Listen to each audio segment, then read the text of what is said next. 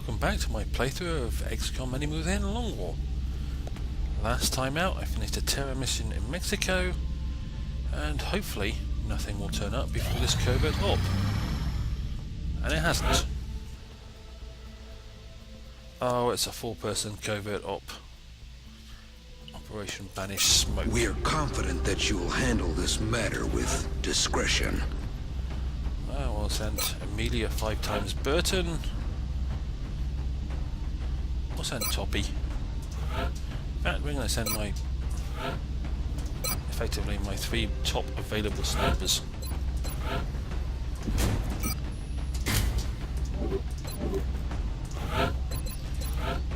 Because, as is frequent with these 4-person extraction missions, my plan, well,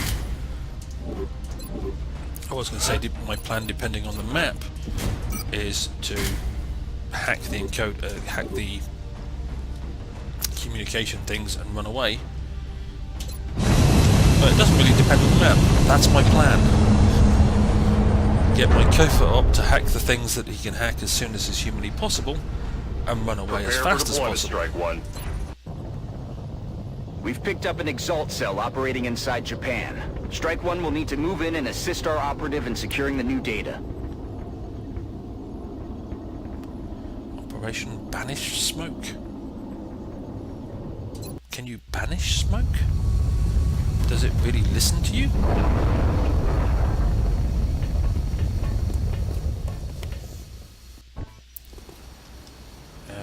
One of our covert operatives was nearly successful in hacking a series of Exalt-Com relays when enemy forces moved into the area.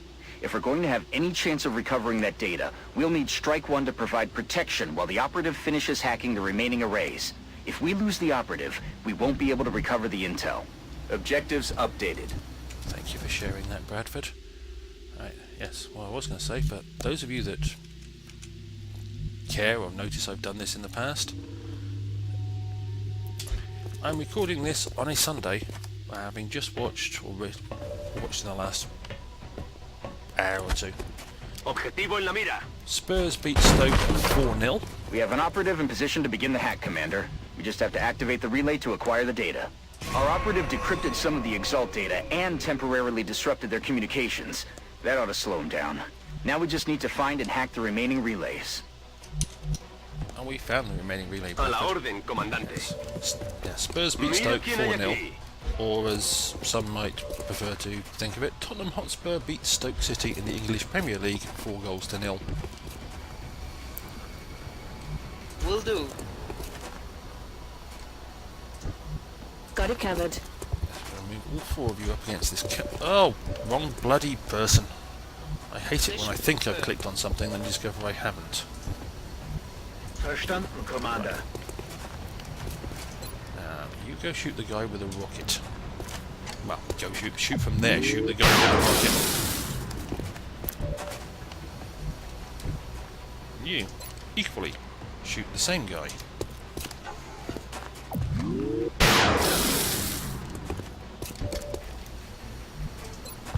And you can shoot a guy without a rocket, some guy with a rocket, some guy without a rocket. Yes, we'll finish off the guy with a rocket. Got him. And yes, so that's the sports score for the day. Is Tottenham Hotspur 4, Stoke City 0, and they scored all 4 goals. I believe Harry Kane scored a hat-trick, but they scored all 4 goals in the first half. And in a short while, I believe there is the Daytona 500 later today.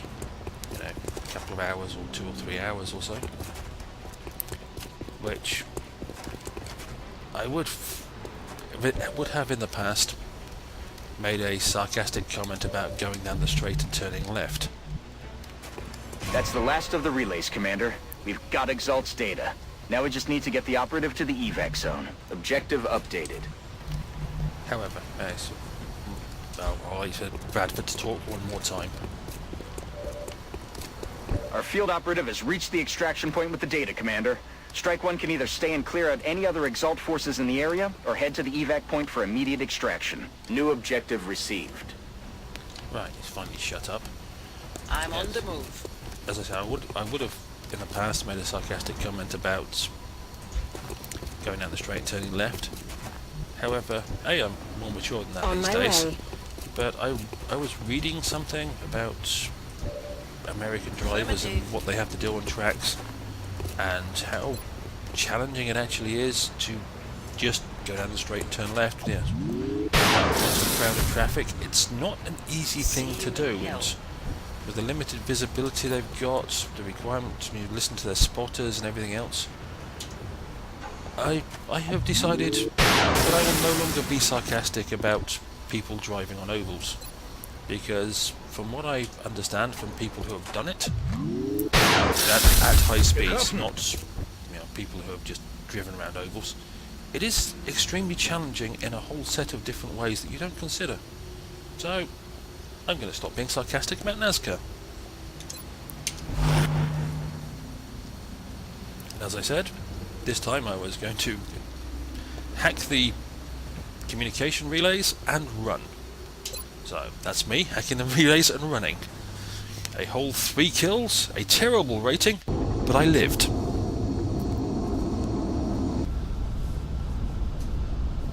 So that made it a nice quick mission.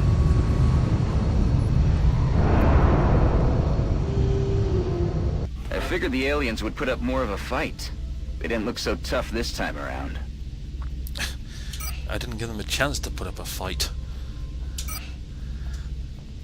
Right. Intel decrypted. Possible Exalt base locations narrowed. Now I will scan forward because I'm trying to get to the advanced plasma weapons in 4 days. The odds of me actually getting there, pretty limited. There's a surprise. The aliens are now terrorizing Monterrey. Well, this time, I've got a couple of aircraft back. I will immediately send a Sky Ranger. This terror mission is obviously going to go across 2 episodes, just purely on the basis that I'm starting it halfway through this one, having done a covert op mission. Which scout shall I choose? I'll choose that one, which doesn't get to go out very often. I didn't actually check. Well, we'll send Batman. It's an area bounded by water. Fair enough. Never hurts to take a couple of snipers.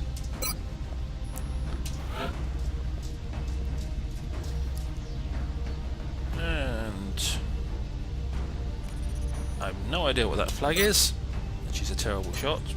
Well, comparatively a terrible shot, but we'll include a rookie.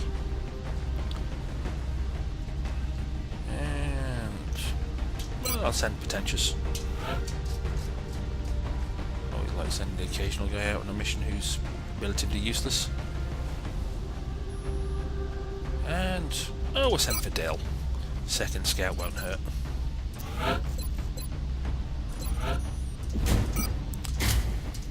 So, yes, what was I talking about? I don't remember what I was talking about. I remember admitting I will no longer be nasty or sarcastic about Nascar because from the interviews I have actually read, when people are talking about, but they're not towing the corporate line and say making sound bites for 20-second interviews they can show on ESPN, etc. When they actually go into in-depth about the actual involvement of how it all works and what separates good drivers and great drivers, etc. It's actually very interesting. And I know it will be far beyond my capabilities to do it, so I'm trying to be less judgmental and sarcastic about things that I was taught by default as a Brit to be sarcastic and judgmental about. Because I didn't grow up with Nascar, so it was one of those things which I haven't put a great deal of time and effort into studying up until relatively recently. I'm not a fan of it, but doesn't mean I should be nasty about it either. We have visual on the mission site. Setting down. We're going to be putting down in Mexico for this mission. We should get down there and secure the area. The latest report indicates that the aliens are attacking civilian targets. Operation Unceasing Gift. Wasn't that a name of a relatively famous American military mission in the last decade or so? Maybe it's just because I've read too many biographies of ex-SEALs and ex-Delta Force and ex-various other Central, special Strike One forces is locked and loaded. that it rings a Awaiting bell. drop orders. Affirmative, Big Sky. Squad is cleared to engage hostile targets. Watch your fire out there. We have civilians on the ground. Repeat, civilians are in the AO. It's one of my many, you could call it a failing, one of my many vices Moving to position. is I have a love of finding out information. I read a lot purely because I want to know. I don't want to know the headline.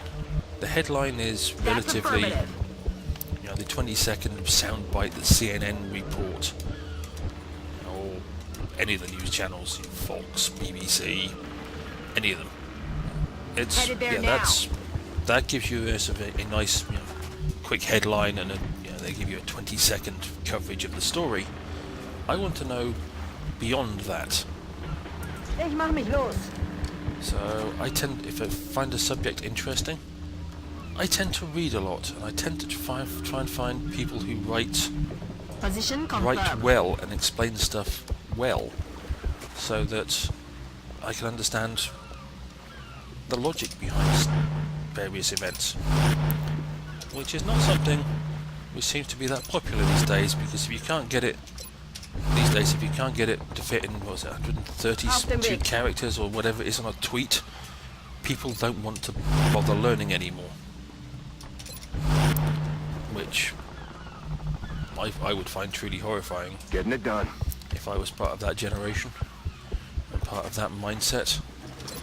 You can't look at it on the screen of your phone and that's all the information you ever want to know about a subject.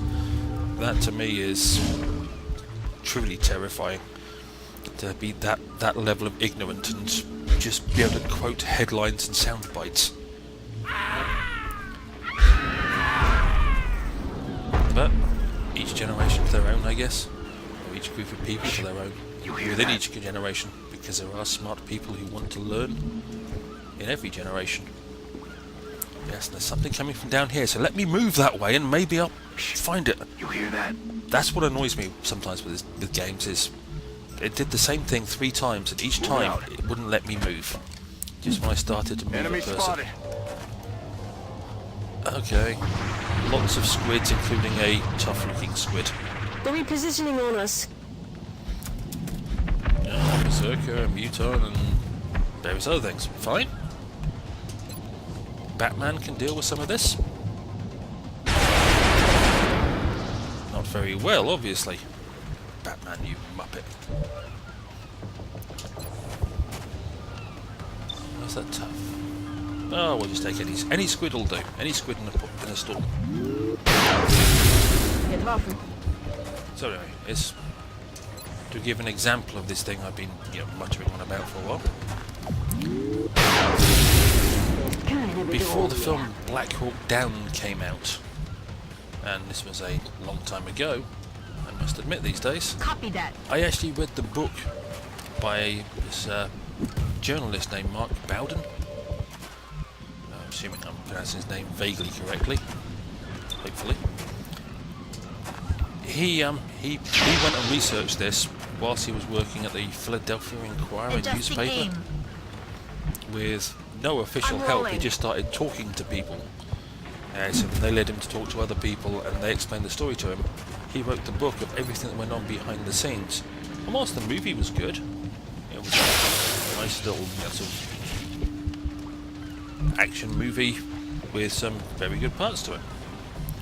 The actual book, the explanation and the characters and how they got into that situation was brilliant. It was truly something I was impressed by, and I loved getting that level of knowledge.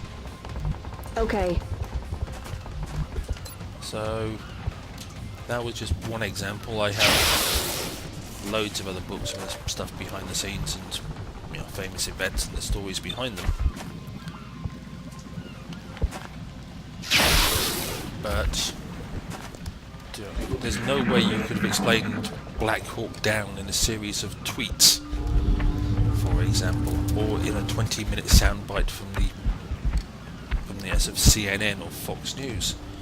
Which is, sad thing is that when it happened, that's where the US government of the day, which I believe was the Clinton administration, had just taken place, that had no knowledge of what their troops were doing and why they were over there. They saw the headlines of dead bodies of American troops on CNN, and they immediately panicked and withdrew and basically capitulated, because they digest news in 20-second sound bites.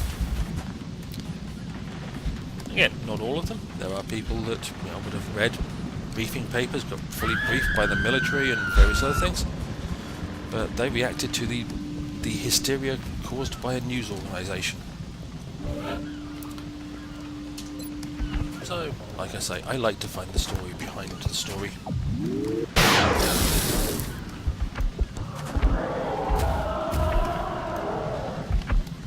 And I can't remember what started me off on that rant. There must have been a reason why I started on that rant. But right now, I couldn't tell you what it is. Because as always, I go off on a rant for some obscure reason that occurs to me. And by the time I finished it, I've got no idea why I started.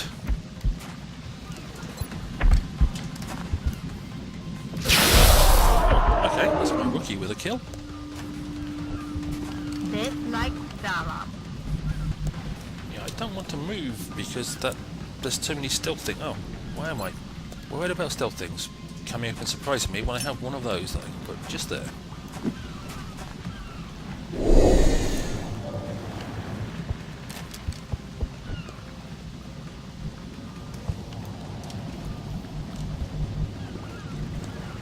Oh, why would there be being flanked? Because of that thing. Okay. Not tough, you're going to be flanked. I'm rolling. Yes, pretentious, this might hurt. But you'll get over it. X-ray neutralized.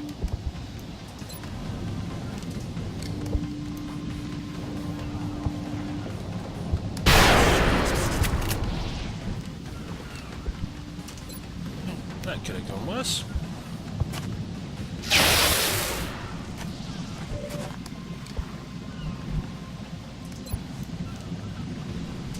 Okay, yep, shoot him. Pretty soon that thing will be dead. Well, I'll let the aliens have their move. Probably finish off that squid. Big squid, or that tough squid. That guy's not dead yet. I thought he would be by now. Really thought he would be. Maybe they missed him a couple of times. Yeah, pretentious was always going to get hurt because of the way I moved him. But yeah, I'll let the aliens have their move, do most of my move, and at that point I will end this episode. So yes, this is a two-parter, but hopefully, because I got to do about 10 minutes of this mission in this part, means that it will mean something. It will mean that at least you got, yes, go On there. my way. Shoot him twice if you need to. Means at least you got to see two missions in, or a mission and a half in this episode. X-ray down. Conclusion in the next episode, so at least I didn't cut this off at, you know, as a 10-minute mission.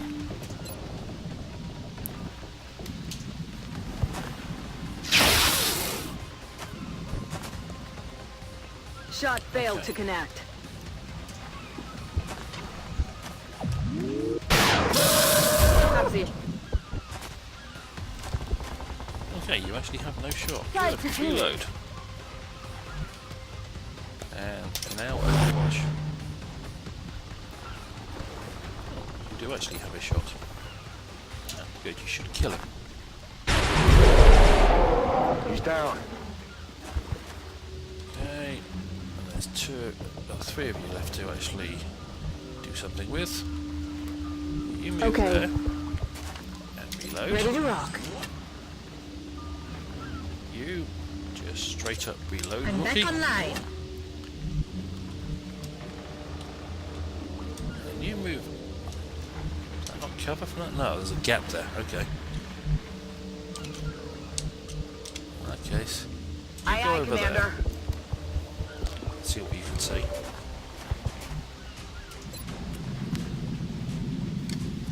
And